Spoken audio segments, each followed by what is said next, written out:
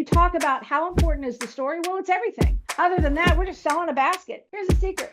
We don't sell baskets. They just happen to be the tool that we're using to accomplish the mission, which really is ending poverty in the lives of women like Jalia.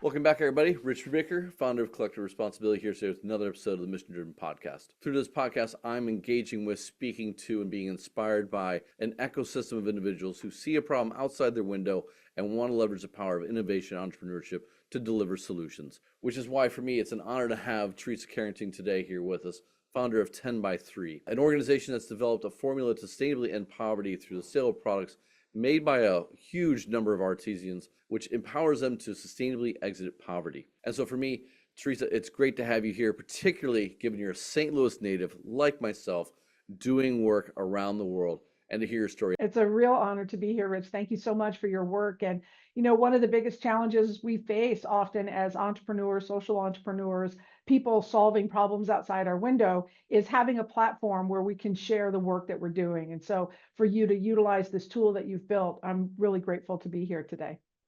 My pleasure. So with that, it'd be great to have a personal introduction to yourself, the work you're doing, but more importantly, the mission that you're on. My name is Theresa Carrington. I'm founder and CEO of an organization called 10 by 3, and our mission is to end extreme poverty through entrepreneurship.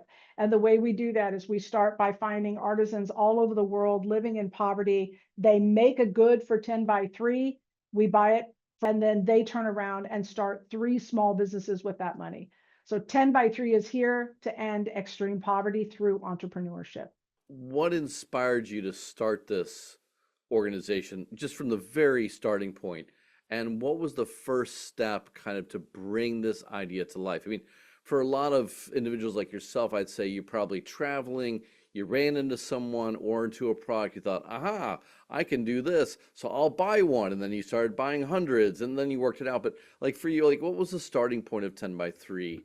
And then what was the first step you took to really bring the idea of it to life? I really wish I had been that smart to do exactly what you just said. Travel, see something, buy it, think, oh, there might be a market for this, and I was on my way. That is not what happened. In 1999, I went through a crisis in my life that is out there in the internet, and you guys can read about it, but it was a huge crisis. And people around me started showering me with cards and letters of support. So 10 by 3 is really my attempt to pay forward a really big debt that I owe to the people who helped get me through that dark time. I grew up in the poverty, under the poverty level, in extreme poverty here in the United States. I grew up on a farm. I was an adopted kid. I was a foster kid when I was born. I've got all the stories that go along with that.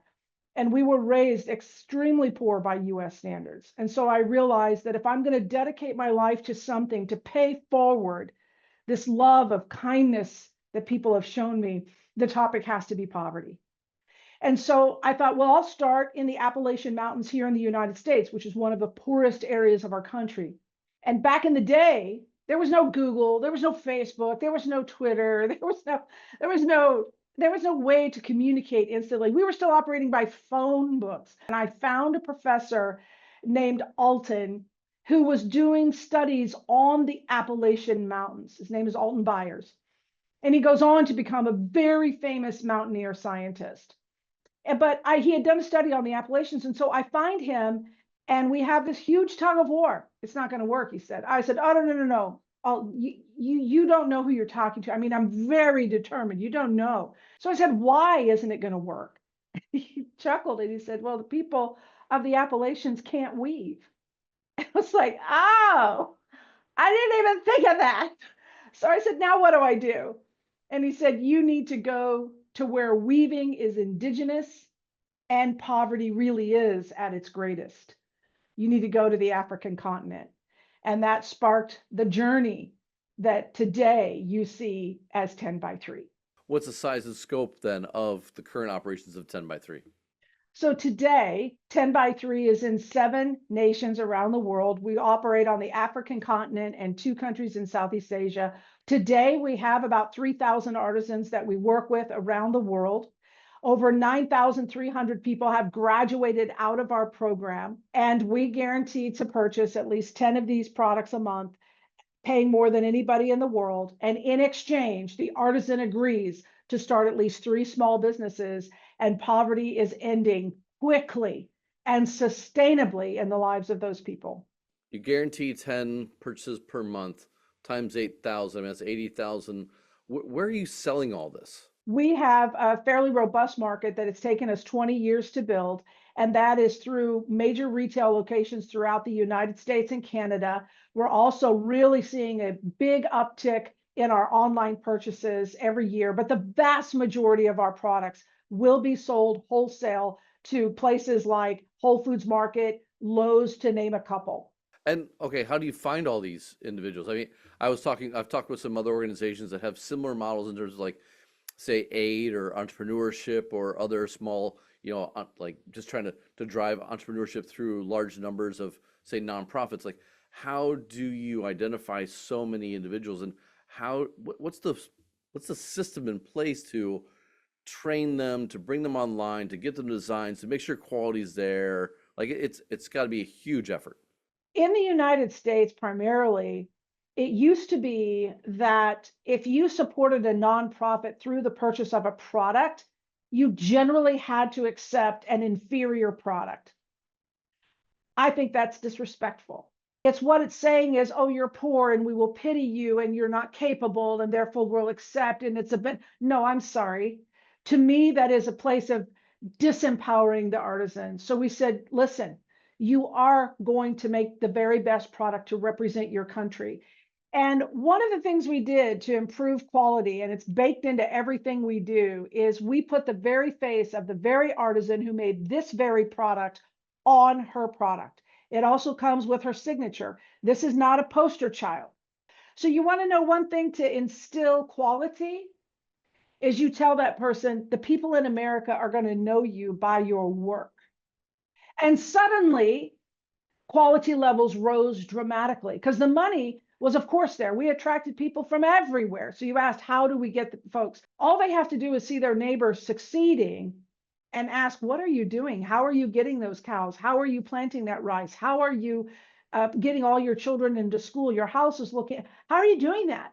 Well, I'm weaving baskets. The artisan has to want to change their station in life as badly as we want it for them. And if they do, they're going to agree that they're going to make the best product in the world. And by the way, we do a lot of training, a lot of teaching. We now today, 20 years in, have master artisans that we send around, and there's constant training that we're doing. It's just baked into our everyday operation. And we even provide reports back to every single leader that we have with a picture of the artisan and any product that we rejected in the United States, complete with the picture of the problem. So the artisan, despite language, can see their face, they can see the problem, go, okay, yeah, I know what that is. I can fix that. What's the business model like? And is this a truly for-profit model, or is this using a for-profit sale of product to fund a non-profit mission? Like, what's the balance, and how do you make your business model work? Because I can imagine you got a lot of costs going up front, in a nonprofit structure that can get tenuous at times. So how have you balanced that over time? So the artisan receives cash at the table, let's say either figuratively or literally, depending on the conditions in that country. They turn it in, they get a walk away. So 10 by 3 will bring this product in. We will take add about 40% for all of those costs, the airfare and all of the staff on the ground and whatever it takes to here in the United States, was a pretty slim margin. And then we will then sell it to a retail point, let's say Whole Foods Market here in the United States. We're in 586 of their stores, and they will take the product and double that charge to the consumer. So the store is going to make 50% on every product, which obviously we don't mind that. We need that retailer to be strong. We need that retailer to make a profit so that we can continue to help people.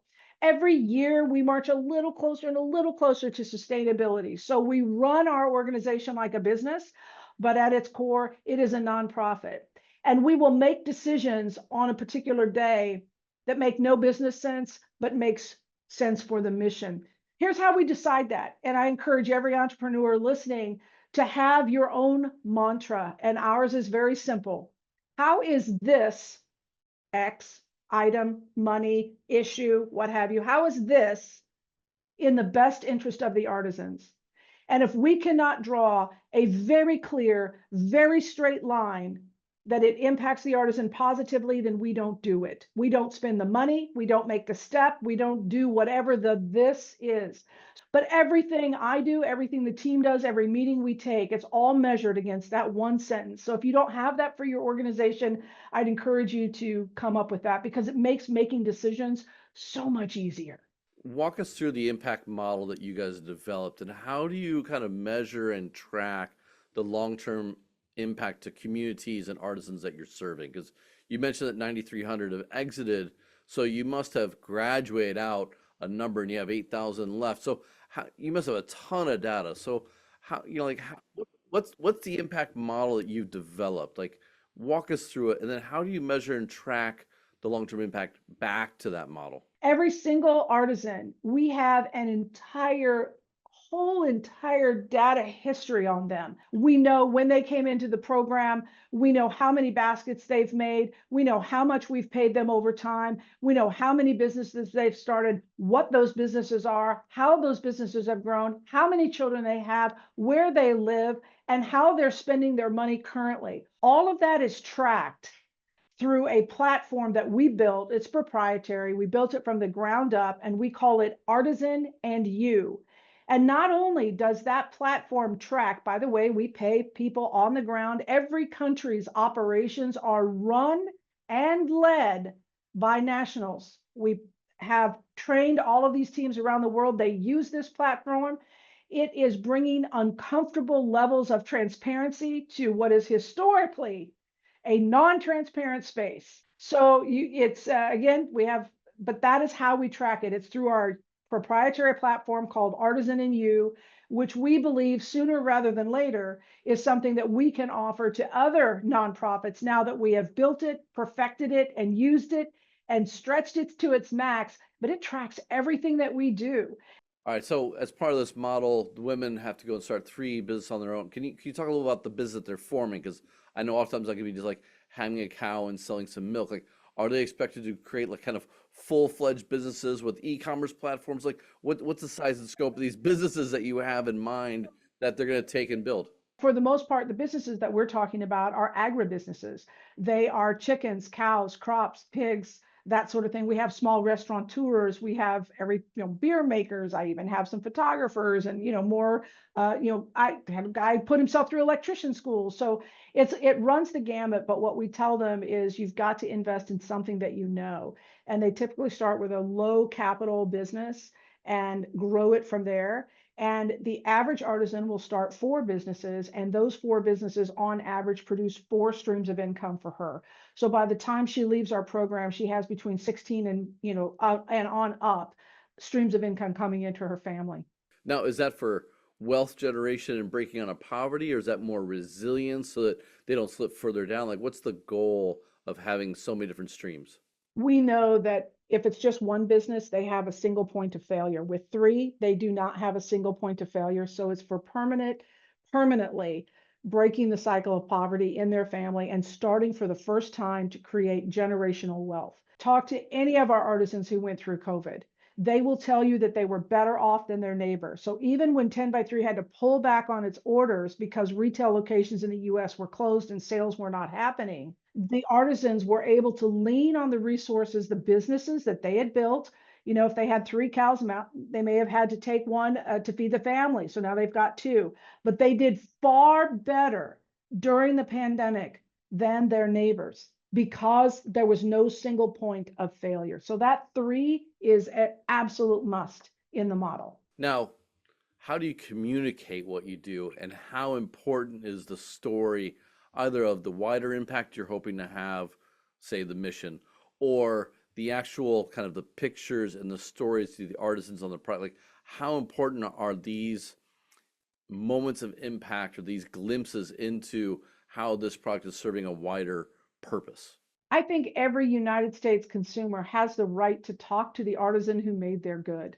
It's uncomfortable levels of transparency for those who are not doing it, because that is an equalizer. The customer can then talk to the artisan, they can write the artisan a letter. So when you talk about how important is the story, well, it's everything. Other than that, we're just selling a basket. Here's the secret: we don't sell baskets. They just happen to be the tool that we're using to accomplish the mission, which really is ending poverty in the lives of women like Jalia, who, yes, I know her. I actually took this picture of women like Jalia. So the story, we tell this to all of our artisans, and it's 100% true. Your story, how you're spending your money, how you're succeeding, how you're getting your kids into school, how you're handling the money you make, is going to determine your success. Because when the customer goes and looks up that information and sees your entire history and exactly, and so the data that is revealed to the customer is huge. They get to see the picture of the artisan. They know the names of the children. They know what they're doing with their money. They know the businesses that they've, all of that's revealed through the tech that we developed. And so this transparency, the story of the success of the artisan, helps fuel the sales. So we tell them, you want to be successful? Make a beautiful product and do the right thing with your money to make yourself successful. The US customer and the Canadian customer will read that, and it's your story. You are the one changing the face of your future. We just happen to have the tech and the market and all that that's going to bring that story to life. So in short, we believe that every human has a story, and that story deserves to be told, and it's their stories, their human strength that's selling their basket.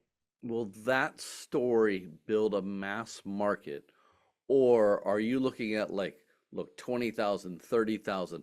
That's where we should be on a monthly or yearly basis. We're not trying to change the world. We are trying to end poverty for these women, but to actually build a mass market where everyone's buying it, can you do that from these stories and from this process?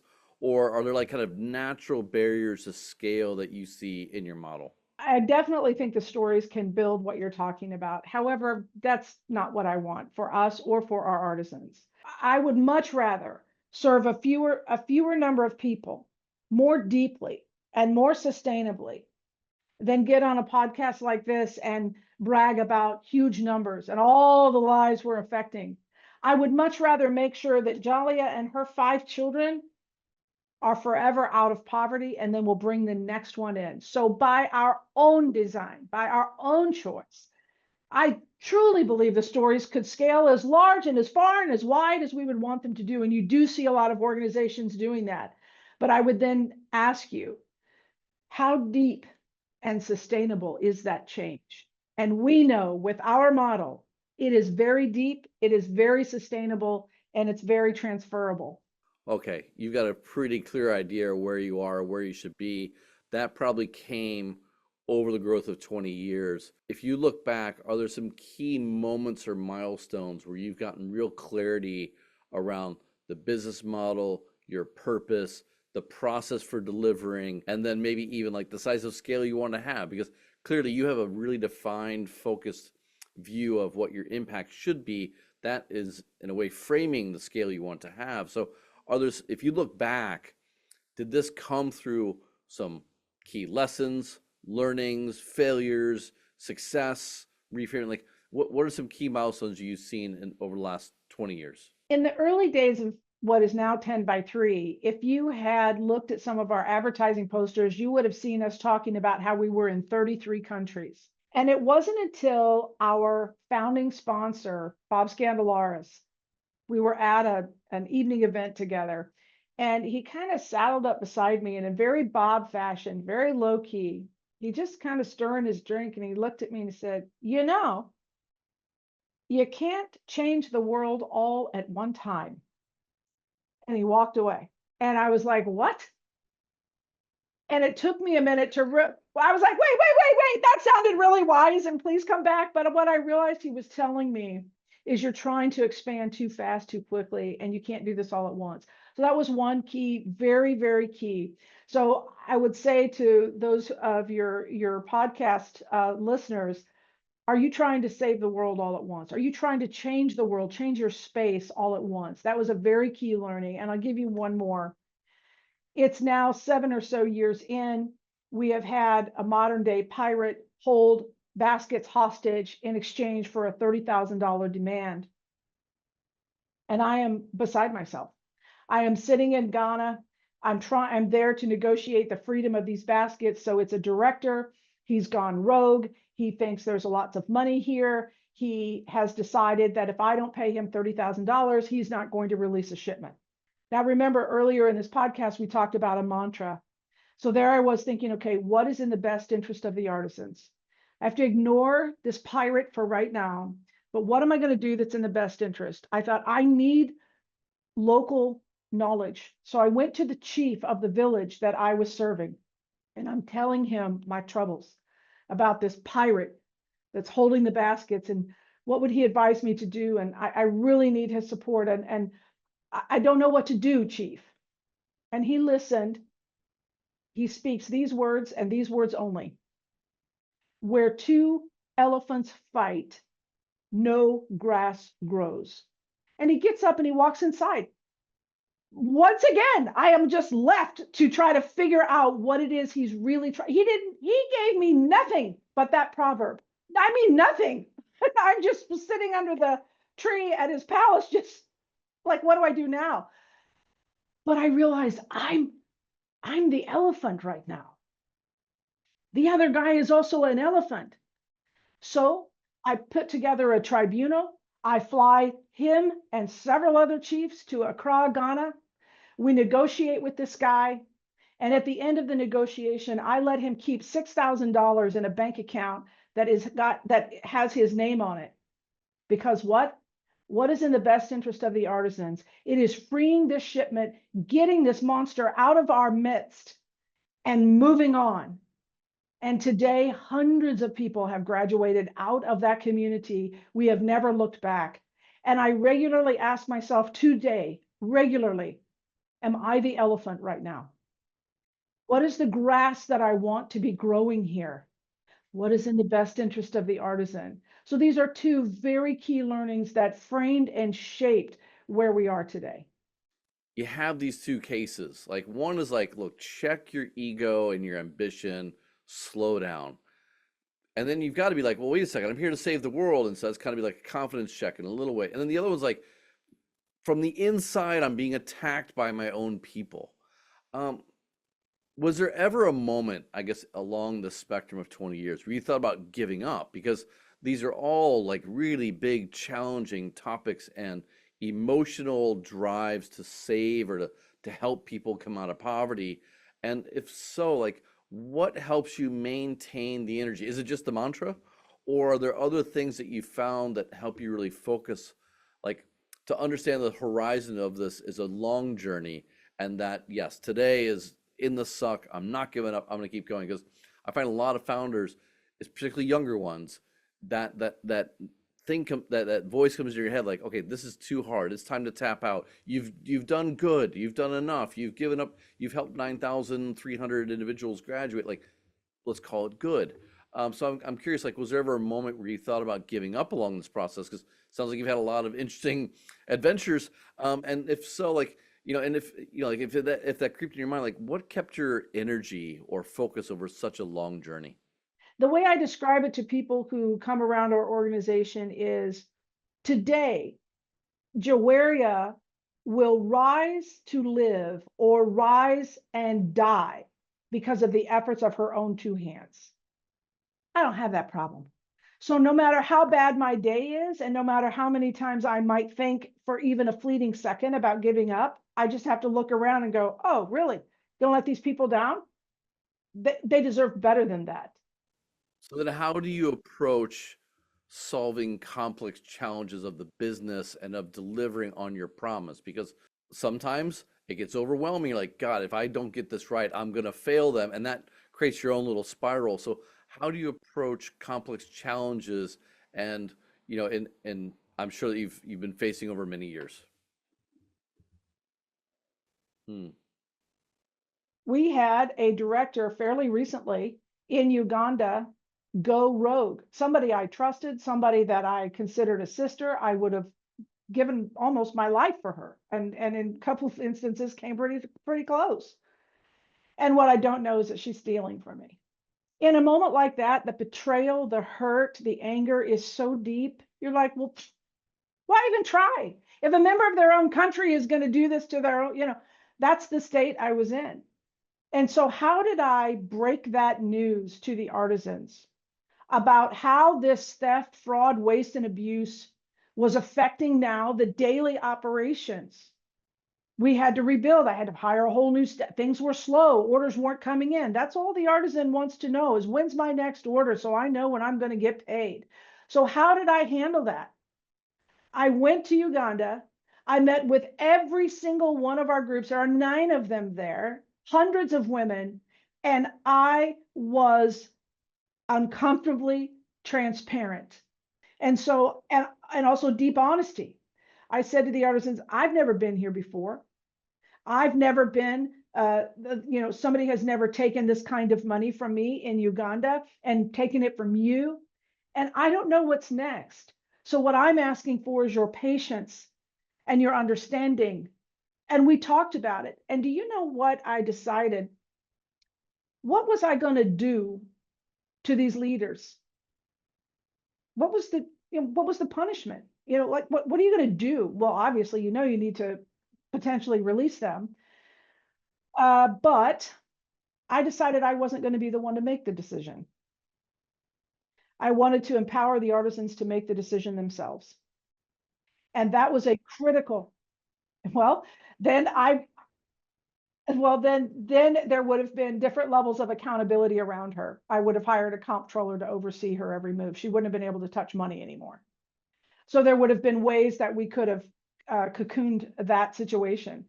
So I asked the artisans, we met with them, and we had a group leader from 4 of the 8 groups, the largest of the groups, and we asked them to meet and decide, and they voted.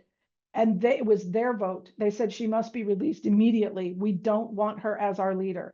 And so from uncomfortable levels of transparency, honesty, and then letting the stakeholders have a voice in the final outcome. And that's how we handled it. How did you come to learn that? And I'm curious, like, what is the role? I mean, you mentioned Bob earlier. What's been the role of, mentors and advisors for you along the last 20 years? And how does their advice, counsel, support help you as a leader? Mentorship is critical. The challenge that I've had in this work is that it's been hard to find mentors who are, in this field and understand the complexities of working in foreign nations. But in terms of the business side, like Bob saddling up to me that day and just asking me a very simple, pointed question, you can't save the whole world at once. Well, that was critical. But yes, mentors have played a very important role over time. And as a result, as I've told them, when they have mentored me, I turn around and I say, listen, there's not much I can do to say thank you, except know that I'm going to pay this forward to somebody else who has questions. So you will find it 10 by 3, not only myself, but my entire team, everyone, we are always willing to share our knowledge to the best that we can, that time allows. Because we have a debt to pay for those who mentored us and for those who also, broke the way. So mentors and the voice of mentorship is hugely important. And now with this gray hair, if I'm lucky enough to be asked to mentor folks, I have a big debt to repay and definitely pay that forward into the lives of others. I guess, geopolitically, I got to bring this up. How is all this stuff impacting you? I mean, we got a lot of uncertainty around the world, not just the tariffs, but just like reforming, restructuring, developmental economics has been improving the lives of these individuals. So, how do all these things impact your business or impact the work that you're doing? And how often do you find you have to adjust to the current environment and the current political kind of background? Foreign politics, we deal with that a lot. Elections are commonly unstable in the countries that we serve. There's a lot of violence. Orders get stopped. We've had trucks get stopped, and we've had people attacked while they're trying to move product. So there's lots of instability in many of the countries we serve ourselves. And so that comes with a whole additional set of explanations and what we do and how we move forward. But the safety of our teams is what we put first. And we'd be here for a minute talking about how politics and and the instability of election cycles and the instability of governments in the countries we serve affect what we do. But we try to keep it at a minimum. And what we find is, as long as we go about our business in those countries, we can generally do fairly well, because we work in such extreme rural locations. The government doesn't care. We're not of interest to them. That's the foreign side. On the domestic side, we're affected far more in the last 5 years than I've seen in our entire history. And the way that we are handling it, you know, just things like Uganda is one of the countries that we serve, and they were recently dropped from the AGOA Act, the African Growth Opportunity Act, which means that their products are not taxed or you know, tariffed as they come into the country. What's in the best interest of the artisans, Rich? It's in their best interest that I have to push through that. So we bring about a small price increase to help us cover that new tariff. In terms of the fabric and the landscape of international aid with the implosion of USAID, it's actually our time to shine. I just came back from the meeting of the Conference on the Status of Women in New York, and I've been attending that event for several years now. And we're nobody to everybody up there. We don't hang out in New York. We don't hang in those high political circles. I don't have special letters and pedigree behind my name. I'm just a woman trying to make a difference. And as a result, nobody gives us any mind. You take that same conference a few years ago, and because I didn't come with USAID money or, you know, think of any major foundation here in the United States. I didn't come with the Gates Foundation behind me. I didn't, right? That's the first thing they wanted to know. As opposed to 3 weeks ago when I was in New York, it didn't take but 24 hours, and I had private meetings with 2 heads of gender for 2 countries, from Ghana and Uganda. Their ears are open now at a political level in ways they have never been open before. And so when I come to them and I say, this is who we are, this is what we do, and I don't want anything from you. I just want you to see our model and see how it can be applied to your larger economic policies, which is what I want. That's the ultimate end goal. Where are we going with all this? Well, we think we've discovered a solution that is sustainable, replicable, and scalable to end poverty. So if it's the #1 sustainability goal, don't you think that we, by being a human being, it's our responsibility to share that? We can't affect all of Ghana. We'll never get that big for the reasons that we just talked about earlier. But the government can. If the government takes the best parts of this model and applies it to their economic policies and their international trading policies, suddenly they fund development from within. And so with the current political climate, and even some years prior, I couldn't get the attention of those leaders. But when I went to New York 2 weeks ago, suddenly every ear was open. So it's an opportunity for us to shine. We've been out there doing the right thing sustainably for a very long time, and we've never asked for a dime. We've never taken a dime of government money. And now is our time to shine. So we actually see this as our moment of birth right now. I kind of feel like this is a time where we're going to see a lot of cutback into what truth is. And so there have been a lot of organizations and ideas that, even with the best of intentions, were never really either solving a real problem, or had any sense of sustainability tied to their business model. They were often, you know, projects that were just funded because of the right person, the right timing for the idea. But now we're going to see a cutback of that. And I think like the wartime generals are going to shine here. And I think it is a huge opportunity. I think, you know, kind of to what you're mentioning, like it's not just to benefit your own work, but like, look, now you can actually see the 20-year commitment and the work that's been, you know, like that shows through that you can then take forward.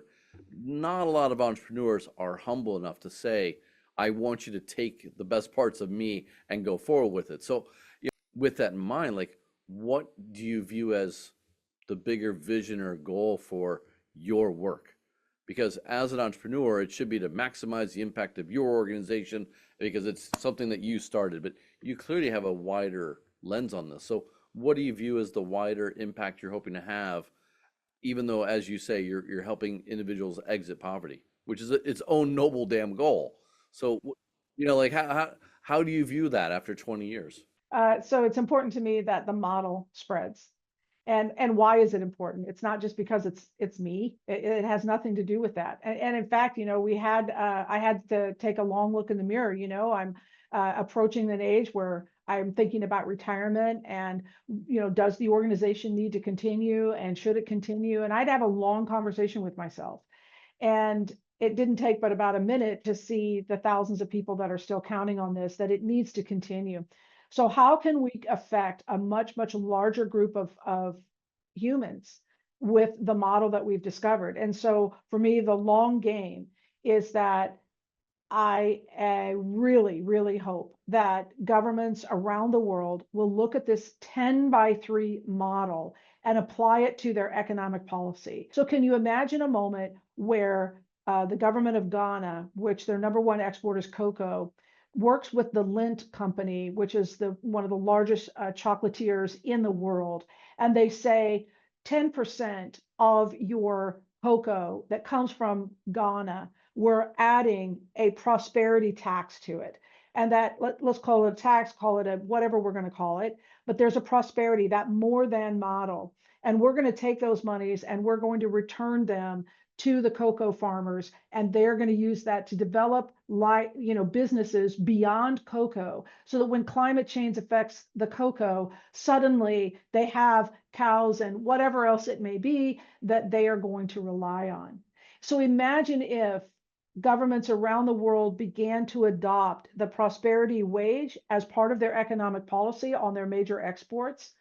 And they then develop of course, the mechanisms from within to return at least a portion of those monies from the jurisdictions from which they came.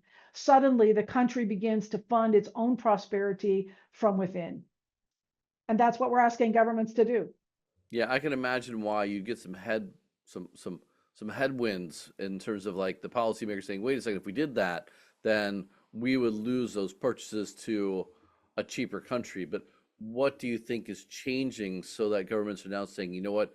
Let's give this a shot." Like, why are they more open to it now than they were 2 years ago, 5 years ago, 10 years ago? In terms of why now versus not before, well, we're talking about the government of Ghana right now because of chocolate, so we'll just stay there. I mean, the U.S. just pulled $150 million in aid. Europe and all the other nations that are NATO nations that are there, that are looking to that the countries like Ghana are looking toward for the vacuum of that funding. It's unlikely to happen because it's too great. It's too great. They're not going to be able to do it. So the governments around the world, for the first time, their ears are open. They're listening to words like sustainability and replicability and so forth. They realize that their own empowerment does need to come from within. That's the only true way to be sustainable. And so I really feel like this is 10 by 3's moment to shine. This is the moment at which our model, which is proven across race, creed, religion, geography, man, woman, it doesn't matter. It works. And we have 20 years of proof to show that it works. Now, hopefully someone listening to your podcast at a level of government or at even a level of a large funder, I don't want your money, but start putting your money into programs that follow these types of principles, because that's how we will create sustainability. All right, a couple more questions. One of being, you mentioned that you're looking at, or you're close enough to be considering retiring. Um, let's say that you have 5 years or 10 years left to go, maybe 20. We'll see. What do you want to accomplish before you hit that? Like, what do you think that you need to get done before you look at actually transitioning out of the organization or out of the work into a glorious retirement? Like, what do you want to accomplish, in the organization, but more broadly, like, how do you want to kind of, you know, seal this work up as you are transitioning to the next generation of leadership? I think you've just hit the nail on the head. It's to make sure that it runs without me. And that is proving to be a big challenge. And I hope that doesn't come off in any way other than humble, because, to hand off, a founder can kill an organization. I call it founder disease. And it's very important to me that I don't kill this organization because I'm too stubborn, or I'm too embedded, or I'm too, invested in the outcome or what have you. So right now, I've worked very, very hard to put women in leadership in all countries. I'm building up a small army of really incredible people from within each country that will take the mission forward. I really hope for a day that we can actually turn the whole organization back over to the artisans, right? To figure out a way that Ghana no longer needs our support to link to market, or that 10 by 3 reduces its role to really just becoming an import export for the great operations that we've set up in every country. So I think that picture is still becoming clear. But yeah, for me, the greatest day is if I were to actually be able to visit Uganda, for example, as a tourist, and to meet the successful artisans and the successful entrepreneurs that have launched. Would be the most glorious way for me to retire, is just to see people shining. One of the fundamental points that makes 10 by 3 different than, I would say, nearly all of its predecessors is we believe in the power of entrepreneurship in the woman we are serving. People who look like me have been traveling to the African continent and many other developing nations continents for centuries. And what they have taught, I'm taking ownership, what we have taught women who are like Joaria, at the fringe of society. She's in a rural location. She's forgotten by her government. She's had no education. What we have taught her is the more poor and pathetic you present yourself, the more money you will receive. And that is a travesty. And so 10 by 3 came along and said, let's partner. You have every tool you need. You just need some access to market. That's it. You've got the spirit, you've got the strength. I was so sick of women approaching me, making themselves physically small, bowing down. No. We are here as partners, my dear. Let's go. And so that philosophy that we are all equal, we just each know something different. I remember sitting under a dawa tree in Ghana, and it's a very quiet, just picture a gentle breeze, and we're looking out over fields of grass, and I'm there with a young man, and we're waiting for someone to come so that we can go to another artisan group. It's just he and I. He's sitting on a bicycle, kind of with his legs on the ground, and I'm sitting on a rock. And I pull out a power bar. I said, here you go, Joe. And we're just quietly eating. And pretty soon he says, you Americans, you're so much smarter than we Africans. And I said, what are you talking about? He said, look at this packaging. Look at how this product is packaged and the colors and all of that. I said, oh, no, my friend. We're not smarter. We just know different things. I said, take this dawa tree that we're sitting under. If we were both dropped under this dawa tree on the same day, I die and you live, because you know how to use the leaves and the bark and the berries and the fruit to sustain life, and I don't. We just know different things. That's all. And when we start sharing that knowledge, both all of us as entrepreneurs, if once we believe that knowledge, the world changes, Rich, the world changes. So speaking of sharing knowledge, if you're speaking to, a 25 to 35-year-old individual who wanted to use the power of entrepreneurship to solve a problem in the world, what are a couple pieces of advice you give him or her to get started on their journey? First one is partner. Don't think that you have to start this thing all alone. When I have young people approach me, they've got the next great idea to change the world. The first thing I tell them is go find somebody doing similar work and go either volunteer or work for them for at least a few years. You can save yourself so much heartache by not thinking it's got to be me and only me and I'm the only one that can do it. I wish I had had an example of what I wanted to do around me. There wasn't one. We were very groundbreaking at the time. So I didn't have that opportunity, but the first thing I would say is go find someone doing similar work and learn from them for a bit. You'll save yourself a whole lot of heartache. The second thing is form what I call an ugly baby board. An ugly baby board is a group of people that you really trust that's not your mother, who will tell you when your idea is bad. They will tell you when you got an ugly board or an ugly idea. So it's kind of like when you show the baby, don't let me take my new baby out and show it to everybody if it's no good, right?